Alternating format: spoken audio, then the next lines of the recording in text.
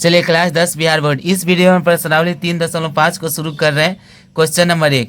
यह प्रश्नावली जो है बहुत महत्वपूर्ण प्रश्नावली है क्योंकि इसमें आप वर्ज गुणन को पढ़ना है और आपको एग्जाम में वर्ज गुणन से क्वेश्चन जरूर एक बनते हैं 2 नंबरों के।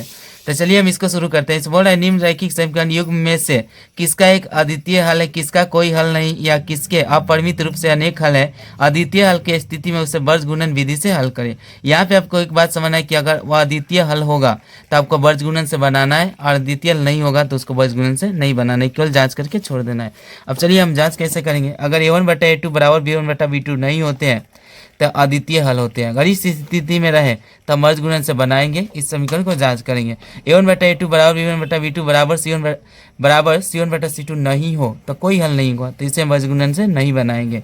इस स्थिति में अगर तीनों बराबर भी होगा तभी हम अपरिमित रूप से अनेक हल होंगे, इसको वर्ज गुणन से नहीं बनाना है। तो बस एक स्थिति रहेगा कि एक हल होंगे, अद्वितीय हल होंगे, तब वर्ज गुणन से बनाएंगे। यहाँ पे प्रश्नावली लिख लिया है, पहला क्वेश्चन लिख लिया है।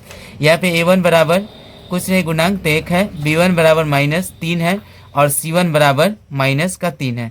a2 बराबर 3 है, b2 बराबर -9 है और c2 बराबर -2 है। चलिए हम जांच करते हैं। जैसे इसमें जांच a1/a2 तो चलिए 1/3 बराबर -3/-9 बराबर -3/-2 और यहाँ से माइनस से माइनस कट जाएंगे और 3 से 9 कट जाएंगे। 3 बार में यहाँ पर माइनस माइनस कट गया। 1/3 बराबर 1/3 और बराबर 3/2। अब देखिए ये बराबर नहीं है तो आप क्या समझे कि यहाँ पे देखिए a1/a2 बराबर b1/b2। देखिए यहाँ पे इस स्थिति में आ रहा है कि a1/a2 बराबर b1/b2 बराबर नहीं है। देखिए बराबर नहीं है c1/c2, तो इसके कोई हल नहीं होगा। तो आपको बताएं कि जब कोई हल नहीं होगा तो इसे वर्ग गुणन से नहीं बनाएंगे। यही तक कि क्वेश्चन आपका बन गया। मिलता है नेक्स्ट वीडियो में। Thank you.